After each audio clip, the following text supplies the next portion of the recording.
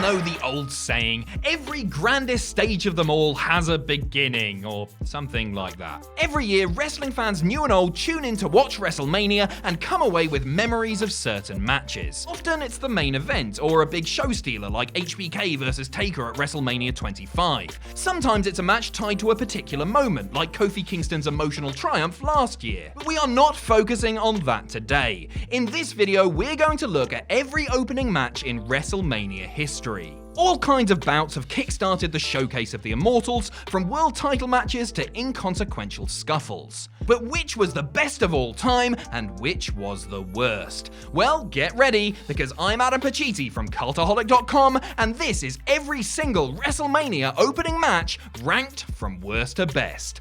Join us! Oh, and we're not counting pre-show matches, that would be silly. Number 35, Daniel Bryan vs SHOMIZ at WrestleMania 28. Now yes, I know it inadvertently led to better things down the line, but Daniel Bryan vs SHOMIZ must go down as one of WWE's most tone-deaf booking decisions of all time. Daniel Bryan had already built up a legendary reputation on the independent scene, and by 2012, he was finally being allowed to realize his potential in WWE. After a wobbly beginning, he cashed in on Big Show to win the World Heavyweight Championship, and was set to defend the title against Rumble winner Sheamus at WrestleMania. It was a slight surprise to see Bryan's big title defense open the show, but that was nothing compared to the match itself. Bryan stalled at the bell, heading over to share a heelish good luck kiss with girlfriend AJ Lee. He then turned straight into a bro kick from Sheamus, and that was the match. No, seriously, that's all that happened. Bryan lost his title in 18 seconds, and the show rolled on. Fans revolted against the decision immediately, and the following night's Raw became something of a protest in honor of everyone's fallen internet darling. The seeds of the Yes movement had been sown and would eventually lead to Bryan's ultimate triumph at WrestleMania 30. Was this all a cunning plan by WWE, deliberately knocking down the talented and popular Bryan only to build him up 2 years later? Or were they forced to make up for a hideous booking decision by sheer weight of fan opinion? Nobody really knows. The second one. It was the second one. Number 34, the Tag Team Battle Royal at WrestleMania 14. Now we head back to the grimy days of the Attitude Era, and while there was a lot to admire back then, some of the product was very, very messy. The opening match of WrestleMania 14 is a prime example, an overcrowded 15-team battle royal with the winners becoming #1 contenders for the tag team titles. Let's get those 15 teams out of the way first. They were the Rock and Roll Express, the New Midnight Express, the Quebecers, the Godwins, the Headbangers, the Truth Commission, Too Much, the Disciples of Apocalypse, Bradshaw and Chains, a classic duo, Steve Blackman and Flash Funk, another vintage pairing, 2 teams representing the Nation of Domination, 2 teams representing Los Boricuas, and finally, the Legion of Doom. Sorry, wait, I mean LOD 2000, accompanied by Sunny. In fairness, the crowd were very hot for one team in particular, Steve Blackman and Flash Funk, earning a huge reception as you would expect. Or Hawk and Animal, I can't quite remember which. This match had a huge brawl to start, with nothing of any real substance taking place, but lots of lovely stomping on the canvas. Stompy stomp stomp, we all love it. In terms of storyline development, Barry Windham interfered like a jealous ex-lover, eliminating Bradshaw's new tag partner Chains. Eventually, things boiled down to LOD and the New Midnight Express, with the big returning babyfaces proving too big and strong for their opponents. And too stiff. Really stiff. It looked nasty. There's no nice way of saying it, this match wasn't very good. And LOD didn't even win their eventual title match, losing to the New Age Outlaws at Unforgiven in Your House. Number 33, Paul Orndorff versus the Magnificent Morocco at WrestleMania 2. WrestleMania 2 infamously took place over 3 venues, but the match that kicked off the night happened at the Nassau Coliseum in Uniondale, New York. Morocco had helped King Kong Bundy injure Hogan's ribs in the build-up to the show, which made him sort of a mini-villain in the context of the whole event. The man tasked with taking him out was Paul Orndorff, one of the main heels of WrestleMania 1, but now a lovely good guy. The reason for Orndorff's turn was that he'd been blamed by his allies for their loss to Hogan and Mr. T. If you review the footage, you'll see that it was definitely Cowboy Bob Orton's fault, by the way. He completely missed his target, so we can see why Orndorff felt aggravated, to be honest. Anyway, this match match actually got off to a promising start, with Orndorff demonstrating some well-practiced offense. He then demonstrated a bit of well-practiced racism, celebrating a body slam by making a racist gesture towards Morocco's manager, Mr. Fuji. It's been wisely cut from the network version of the show, but you probably get the general idea. Unfortunately, this had one of the most underwhelming endings of any WrestleMania opening match, as both men spilled to the outside and brawled to a double countout. The crowd well and truly voiced their displeasure, and remember, this was the golden age. People lost their minds for a test of strength back then. Number 32, Rick Martel versus Koko B. Ware at WrestleMania 6.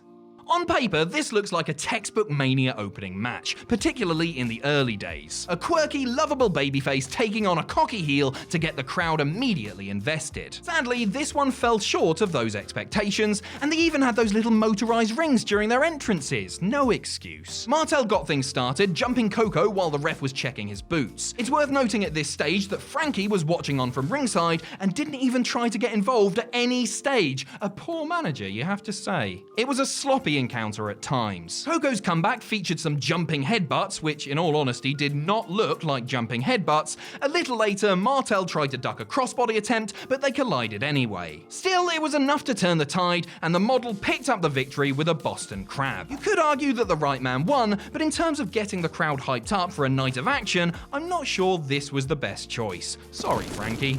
Number 31, SHOMIZ versus John Morrison and R-Truth at WrestleMania 26. WrestleMania 26 started the way we wish every WrestleMania would start, with R-Truth doing his little song. The heel's entrance was something to behold. Miz and Big Show were unified tag champs, carrying 2 belts each to the ring, and then, on top of that, Miz was also US champion. Who the hell does he think he is? Theodore 3 belts? That was Jack's joke, by the way. Direct your abuse accordingly. There's really not a lot to report here, with the bout lasting just over 3 minutes. One takeaway could be the fact that the Big Show essentially won the match for his team, and that Miz did very little to justify his 3-belt status. Pull your weight, Michael. This is a team game. At one stage, Morrison went for Starship Pain, but Big Show was on hand to pull Miz out of the way before blind tagging himself in and KOing Morrison from the apron. And that was that. Sorry, Truth and Morrison, better luck next time. Number 30, the Headbangers versus the Godwins versus Furnace and LaFon versus the New Blackjacks at WrestleMania 13. This 4-way match was fought under elimination rules, and like the big battle royal we talked about earlier, the winners would become number 1 contenders. And just like that match, they wouldn't even win the tag belts as a result, but more on that in a second. The New Blackjacks had a very fired up backstage promo beforehand, while rocking some seriously outrageous ring attire. Anybody watching this for the first time would think this was totally being set up for them to win.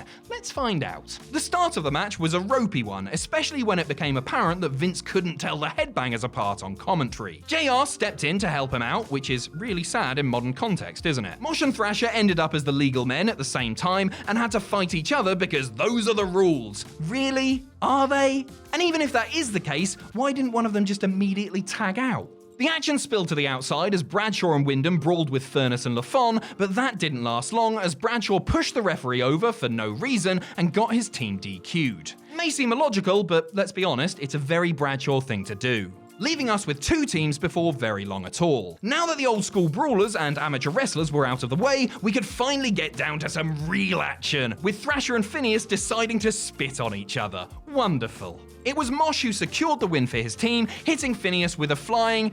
Yep, that's certainly a move. Tragically, the Headbangers failed to become tag champs the next night on Raw after Davey Boy Smith got his own team DQ'd, pushing down the ref while arguing with Owen Hart. There was a lot of ref pushing in 1997, wasn't there? Number 29, Billy Gunn versus Al Snow versus Hardcore Holly at WrestleMania 15. Finally, a big, messy, hardcore match to open WrestleMania. Thank you, Vince Russo. You're like the parent who lets us have pizza for dinner. Except you let us have it every day, and sometimes the pizza is made of silly string. Reigning hardcore champion Billy Gunn got on the mic for a promo before the match, asking Philadelphia if they were ready for a little hardcore. Al Snow clearly was, clobbering Billy from behind to kickstart the action. It didn't take long long before the weapons came out, some of them conventional, some of them not so much. It's not every day you see a hockey stick incorporated into a wrestling match, nor a tray of isotonic sports drinks. Think of all that wasted energy. Weirdly, Al Snow, a man in a Job Squad t-shirt, dominated a lot of this match, laying waste to his two opponents with a broom handle for ages and ages. He even hit a chair-assisted poetry in motion at one point. Absolute domination from the Snowman. I'm not sure about that nickname. Could we maybe leave it out of the video?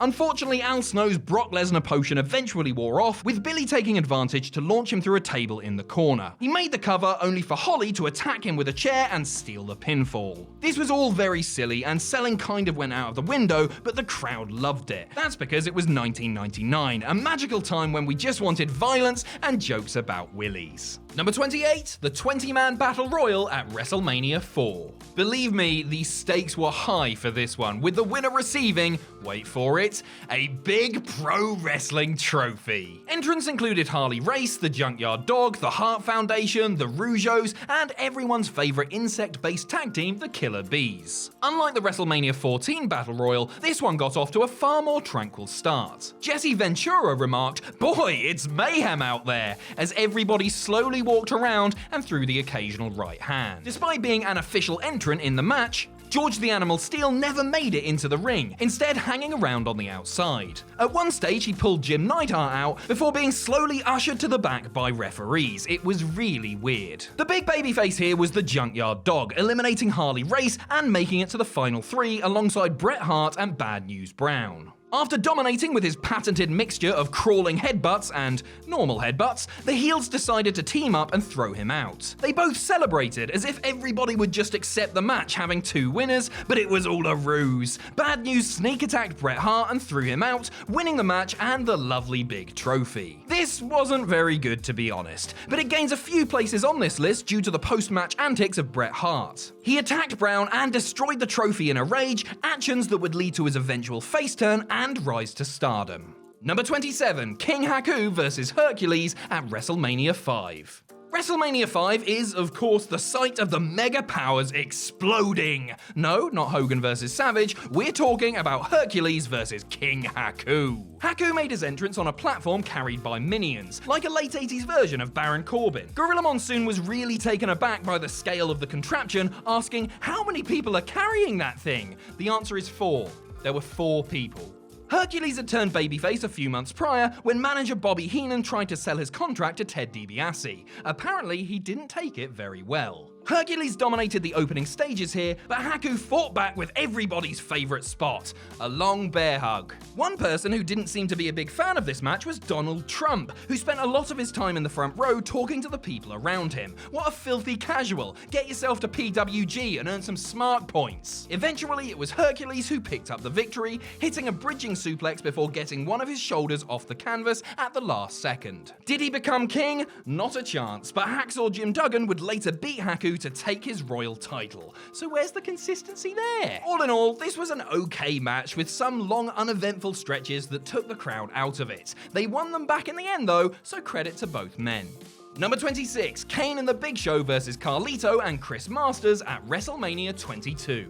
The background to this tag title match was strange. Carlito and Chrissy had formed a surprisingly effective allegiance in the Elimination Chamber until Carlito betrayed his fellow heel and took him out of the match. A few weeks later, he also eliminated Masters from the Royal Rumble. You'd be forgiven for thinking that the final straw would happen here at WrestleMania, but you'd be wrong. At this time, WWE clearly had big things in mind for the cocky young heels, especially Carlito, so it was strange to see Kane and Big Show slowly smush them into powder in the opening stages. Masters and Carlito had a glimmer of hope when Big Show ran into an exposed turnbuckle, and Masters even caught Kane in the Master Lock, but Show was on hand to break it up. From there, it was Masters who made the fatal mistake, trying to save Carlito from a chokeslam by leaping from the top rope, but accidentally clobbering his own tag partner instead. Shades of Bob Orton at WrestleMania 1. Who thought he'd get 2 mentions in this video? A quick chokeslam later, and the champions retained. The heels bickered afterwards, but things wouldn't come to a head until the next night on Raw, where Carlito jumped Masters and broke up the team. He was a face, somehow. It's okay, don't worry, the pair would become friends again. They reformed outside of WWE as my favourite tag team, the Masters of Cool, and brought the thunder to 5-star wrestling. Yeah!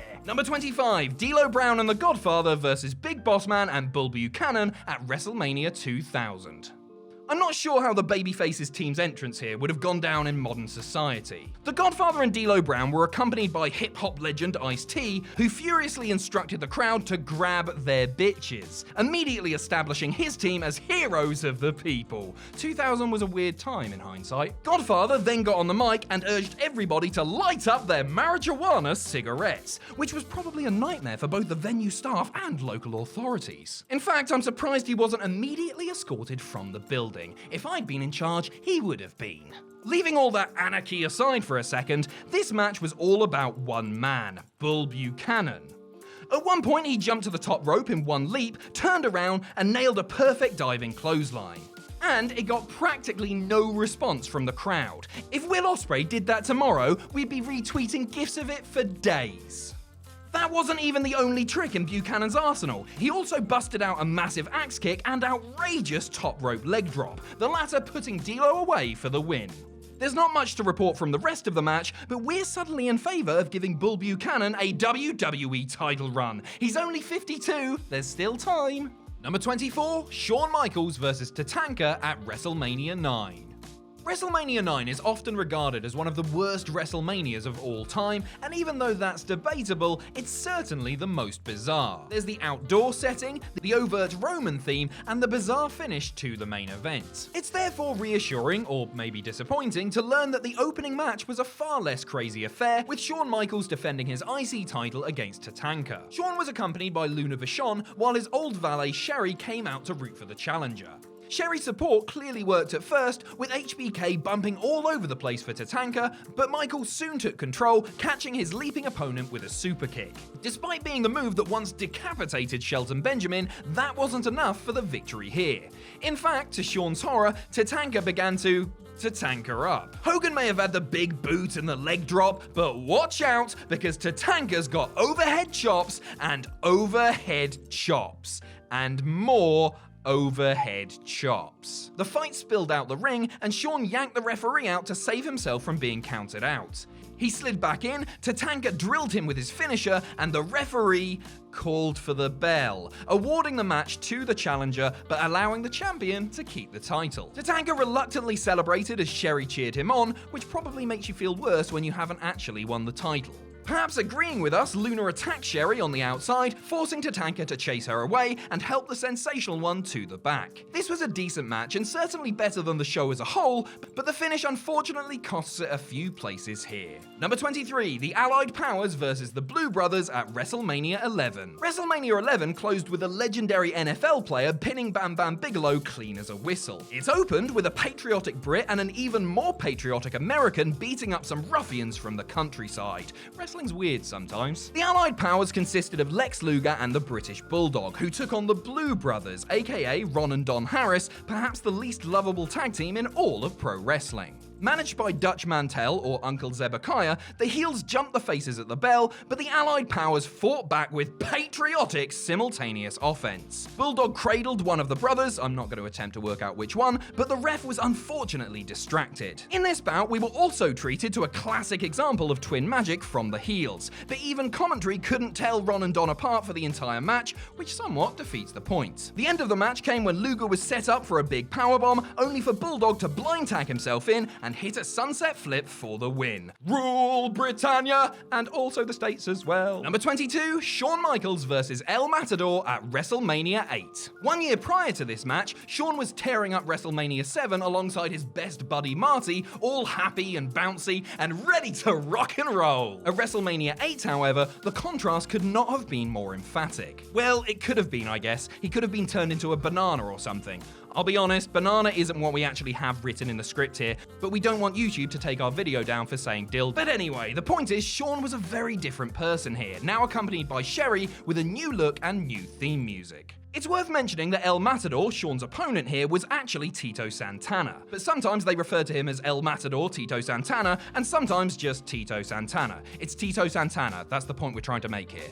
After a few moments, Shawn launched Tito to the outside and distracted the referee, and Sherry just did nothing. She didn't even kick him one time. For a heel, she certainly seemed keen on playing by the rules in this one. Later, Tito fired up and Shawn bumped all over the place for him, both in and out of the ring. They headed back inside with Tito lifting Shawn over the top rope, then Michaels just fell on him for the 3 count. This was starting to become something good and could have ended up far higher on this list, but that underwhelming ending really did come out of nowhere. Never mind, eh? Number 21, Tito Santana versus the Executioner at WrestleMania 1. We're sticking with Tito Santana for now and heading all the way back to the first WrestleMania match ever. His opponent was the Executioner, aka Playboy Buddy Rose in a cheap mask. Debate still rages over why Rose's identity was protected for this contest. Could he have been in line for a push and WWE didn't want the loss to blemish his record? It's a possibility, but he left the company soon after, so we might never truly know the reason. Even though it's not the cleanest or most spectacular WrestleMania opener, there's a lot of charm to this bout. Even the pre-match interviews are good value because they were conducted immediately after one another in the same room. Mean Gene finishes talking to Tito, turns slightly to one side, and there's the Executioner waiting patiently off camera. In the ring, the Executioner was introduced as hailing from parts unknown, weighing an unknown amount. On commentary, Gorilla and Jesse agree that even they know absolutely nothing about him. The match began, and the first exchange in WrestleMania history was a headlock into a crisscross. We all love a crisscross spot. Hashtag bring back the crisscross. This developed into a basic face versus heel encounter, with the crowd going crazy for even the simplest of moves. Tito seemed to be out wrestling the Executioner, but the heel wisely targeted the leg previously injured by Greg Valentine. Eventually though, Tito was able to overcome his opponent, locking in the figure 4 for a heartwarming victory, even if the timekeeper wasn't really paying attention and took a while to ring the bell. Number 20, Camp Cornette versus Yokozuna, Jake Roberts, and Ahmed Johnson at WrestleMania 12. This match was a heated 6-man encounter between two teams, each featuring a monstrous brute, a jacked-up Superman, and a wily grappler. It was also personal. Yokozuna had recently stood up to Cornette, leaving the stable and attacking his former manager. To the delight of the crowd, Vader and Yokozuna opened the match by going at it straight away. Yokozuna was running wild. Ahmed Johnson was running wild. Jake the Snake was also in this match. In fairness to the aging Roberts, he did get a nice moment, dropping Owen Hart with the DDT to a thunderous reception. Unfortunately, the ref was distracted by a brawl on the outside, allowing Cornette to run in and break up the pinfall. Roberts avoided the lethal tennis racket of doom, wrestling is serious, and set up Cornette for the DDT. Sadly for modern indie wrestlers everywhere, Vader was on hand to save Jim from the move. One Vader bomb to Jake later, and the heel secured a victory in a match that had moments of genuine excitement in all fairness. Number 19, Chris Jericho versus William Regal at WrestleMania X7. We've already talked about a couple of matches that exceeded expectations, but now it's time to look at one which ended up worse than you'd imagine on paper. You would think that Jericho vs. Regal would be a classic, both in terms of storytelling and in ring technique. Unfortunately, they didn't quite click here. The slightly loose tone was established early on as Jericho overshot a routine crossbody and crashed hard on the outside. However, it must be mentioned that Y2J was incredibly over here. Who am I kidding? It was 2001. Everybody was over. The match did have some good moments, including a Walls of Jericho being reversed into a Regal stretch, only for Y2J to make the ropes. A little later, Regal sprinted into a turnbuckle he'd previously exposed himself, oh the irony, and fell victim to a lionsault. For a WrestleMania often regarded as the greatest of all time, its opener unfortunately just felt there, really. I await your hate in the comments. Number 18, Big Show vs. John Cena at WrestleMania 20. Hold on to your baseball caps and hike up your jorts, it's time for John Cena's first ever WrestleMania match. And it wouldn't have been Doctor of Thugonomics era Cena without him doing a little rippity rap for us before the bell. The best line in the rap was also the worst, which makes no sense, but here it is so you can understand what we mean. Everybody knows that he can't see me, I'm itching to beat him like a penis with an STD. Isn't that cool, John? Is that what the kids were into in 2004? Anyway, the match itself looks quite strange through modern eyes. Yes, Cena's made a career of overcoming the odds, but we're used to him putting on at least a little bit of fight before the finish. Instead, for the most part, this match featured lots and lots and lots and lots of Big Show beating Cena up again and again. Inevitably, Cena fought back and hit an FU, but only for a 2 count. Faced with a final set of odds to overcome, Big Match John did what we all know and love him for. He cheated to win? A brass knuckle shot behind the referee's back and a second FU later, and Cena was the new United States champion.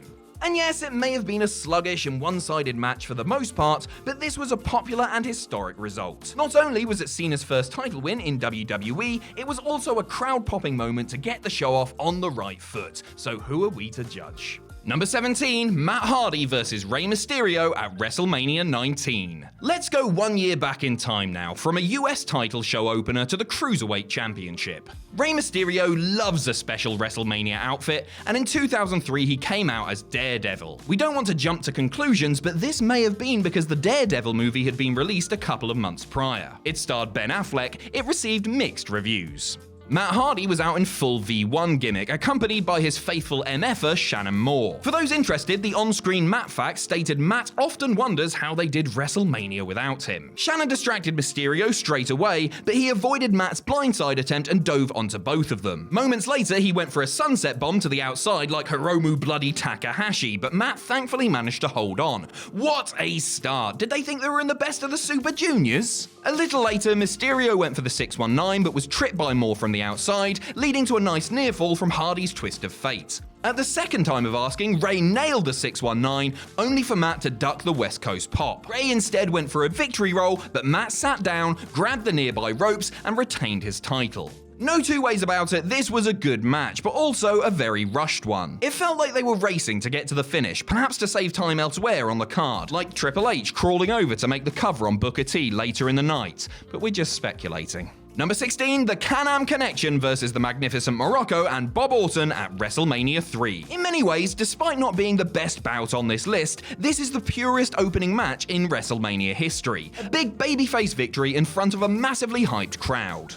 The Can-Am Connection consisted of Tom Zenk and Rick Martel, before the latter turned into a bad boy. At several points during this match, it was almost distracting just how happy and wholesome as a team they were. It certainly had an effect on the crowd too, as only one or two double-team moves were enough to send the Pontiac Silverdome absolutely wild, brother. Commentary certainly tried to put over how big and bruising Morocco was, and what a technical genius Orton was, but they looked like bumbling fools here. For the most part, Zenk and Martel absolutely ran rings around them. The finish was playground stuff, with Morocco catching Martel's crossbody attempt only to trip over Zenk and find himself being pinned to the canvas. A fun and all-action bout for sure, but don't watch this expecting an evenly matched contest. Number 15, The Shield versus Randy Orton, Big Show and Sheamus at WrestleMania 29. This match posed the question, can three easily angered babyfaces coexist to inflict the Shield's first defeat upon them? And you might actually struggle to answer that one, providing you haven't watched any wrestling for the past 6 or 7 years. In all seriousness, the Shield winning this match was absolutely the right call. Not only was it their first WrestleMania bout,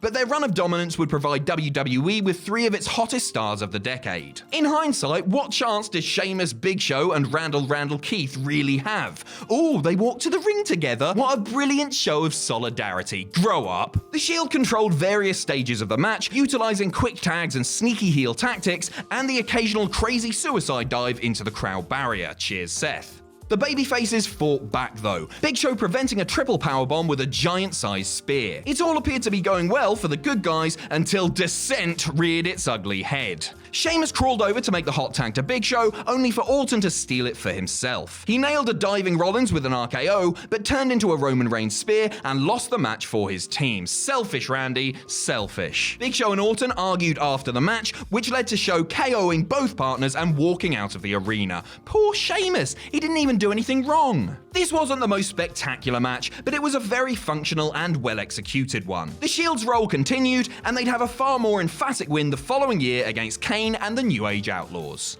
Number 14, William Regal vs Rob Van Dam at WrestleMania 18.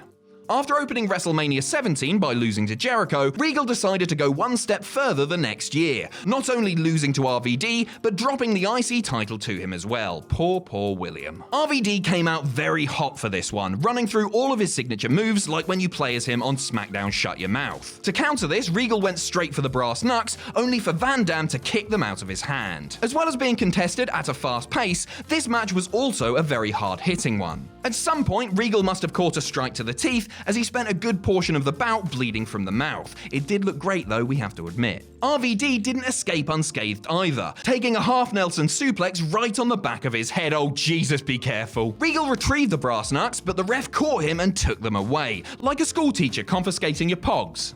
With his back turned, Regal pulled out a second set of brass knuckles, only for RVD to immediately take him out with a spinning back kick and the 5-star frog splash. Cheaters never prosper, Regal, unless it's John Cena in the opening match of WrestleMania 20, as we've already discussed. Number 13, JBL vs Finlay at WrestleMania 24. Sometimes WrestleMania opens with a big babyface win to get the crowd excited. Sometimes it's a fast-paced multi-man match, and sometimes it's a throwaway battle royal. Sometimes, however, you need something a little bit different. Sometimes you really just need to throw two horrible hard bastards in the ring together and have them batter each other with weapons.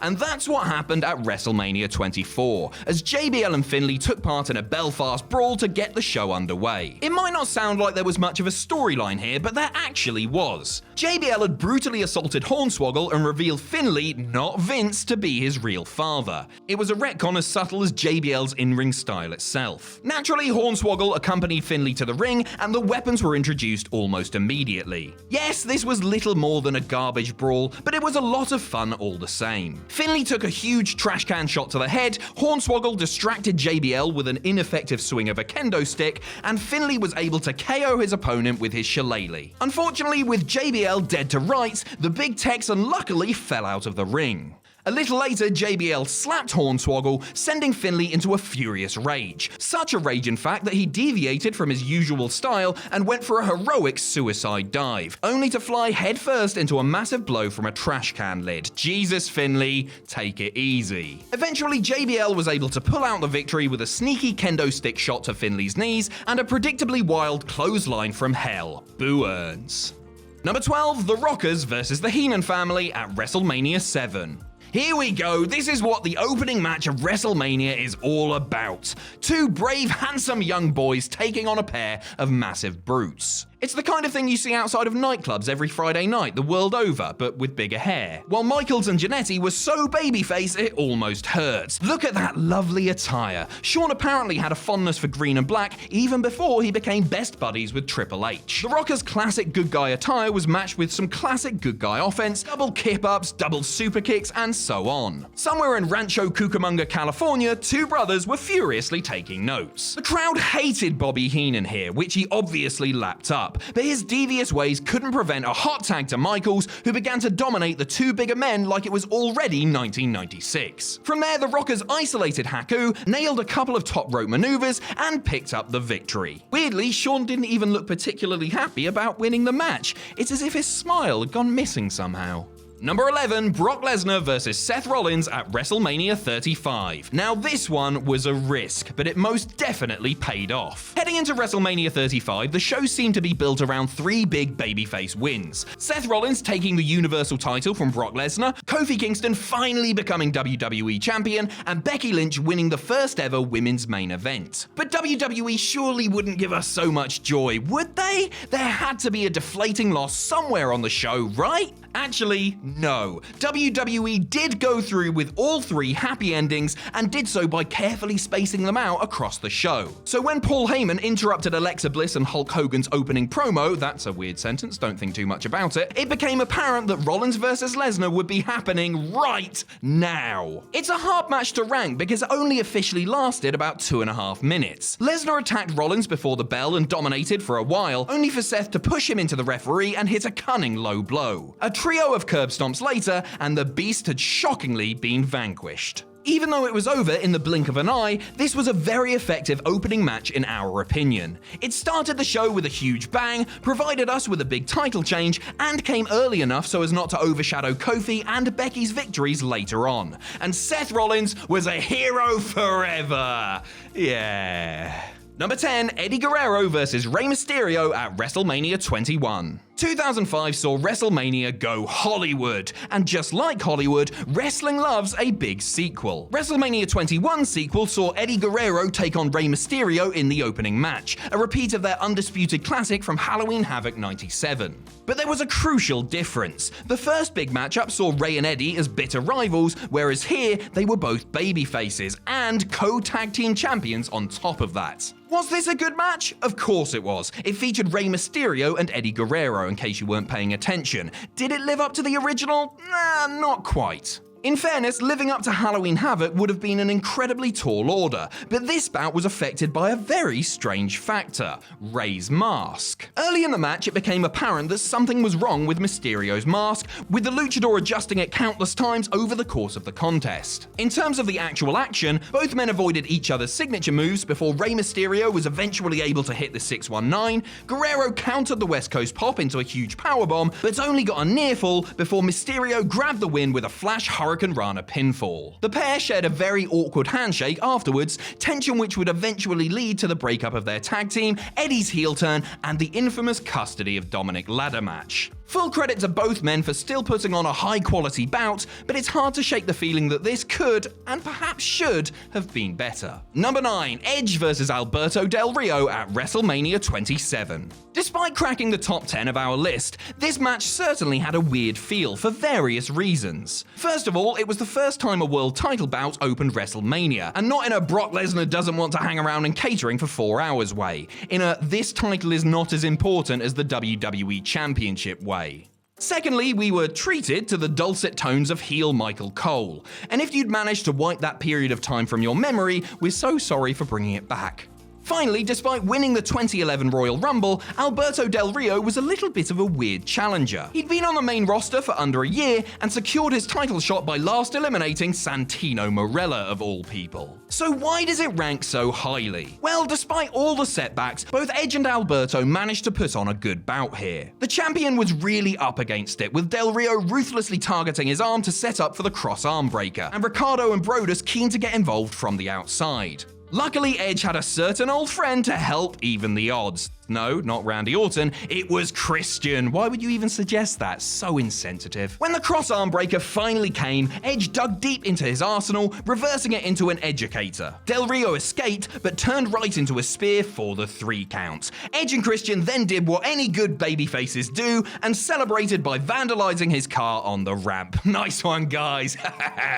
Unfortunately, WWE probably wish they could have rebooked this match in hindsight, as Edge was forced to retire shortly afterwards. This would actually prove to be his last ever match in WWE, or so we thought. Number 8, the Money in the Bank ladder match at WrestleMania 25. Over the past 15 years or so, WWE seemed to remember something every few WrestleManias. It's as if someone backstage thinks, wait, we have a roster of incredibly talented athletes and a pile of spare ladders. Why not throw them all together and have it open the show? Let's run down the competitors in this one. We had CM Punk, Mark Henry, MVP, Finlay with Hornswoggle, Shelton Benjamin, Kofi Kingston, Christian, and Big Red Kane. This was Punk's second Money in the Bank victory, but that's not really what this match is most remembered for. That's right, it's also the one where Shelton Benjamin dived headfirst into a crowd of opponents from a huge ladder. Somehow he's still alive to tell the tale. Seriously, he is. He was in this year's Royal Rumble and everything. But the reason this bout lags behind other multi-man ladder matches on this list is due to the relative lack of storytelling, at the expense of big, scary spots. There was quite a lot of construction going on here, like a particularly devilish game of Sims, or, if you play like the majority of people seem to, a completely normal game of The Sims. However, the finishing sequence was very exciting, with Christian, Shelton, Kane, and Punk all seeming like legitimate winners. In the end, it was of course the straight-edge superstar that triumphed, kicking Kane to the canvas and pulling the briefcase down for himself. Number 7, AJ Styles vs Shane McMahon at WrestleMania 33. Ah yes, the ultimate dream match. One of the greatest high flyers in the history of pro wrestling versus AJ Styles. Remember, this was before Shane McMahon turned heel and only referred to himself as the best in the world in the privacy of his hotel suite. Styles, as the heel and also a very good wrestler with a glittering track record, began this match in extremely cocky fashion. Silly AJ, did you forget that you were facing a once-in-a-generation talent? Jiu-jitsu expert Shane showed off with some sweet grappling skills here, reversing the calf crusher into a rear naked choke and later catching AJ's 450 into a triangle. Not to be undone, AJ reversed that into a Styles clash, but it wasn't enough to put Shaney Boy away. A ref bump led to Styles grabbing a trash can from under the ring and attempting to steal Shane's signature coast-to-coast maneuver, only for Shane to use the weapon to ram him out of mid-air. The best in the world then decided to go full Shane, proving that he hadn't learned anything from the year before.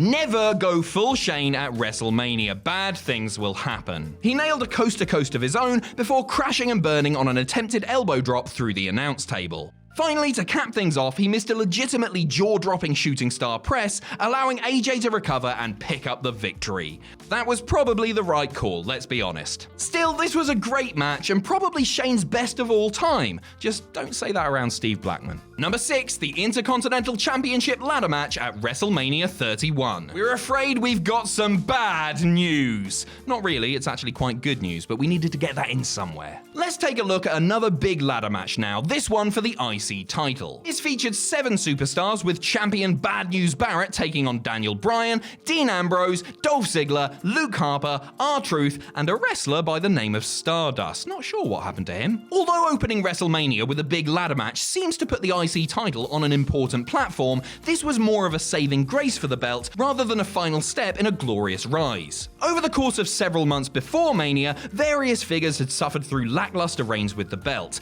That certainly sounds very familiar, doesn't it? Fortunately, this match was excellent and seemed to put things on the right track once again. Everyone involved here did a great job of peppering the match with a series of exciting spots. There was a big brawl at the bell, a dive sequence with bodies flying everywhere, and even Luke Harper doing that thing where someone puts a ladder on their head and spins around like a little child. In fairness, Harper did get more serious later on, powerbombing poor Ambrose out of the ring and through a ladder on the outside. Things all culminated in a headbutt exchange atop a ladder, with Ziggler and Bryan going at it like a pair of oiled-up rams. Eventually, Ziggler fell, Bryan pulled down the belt, and the world rejoiced.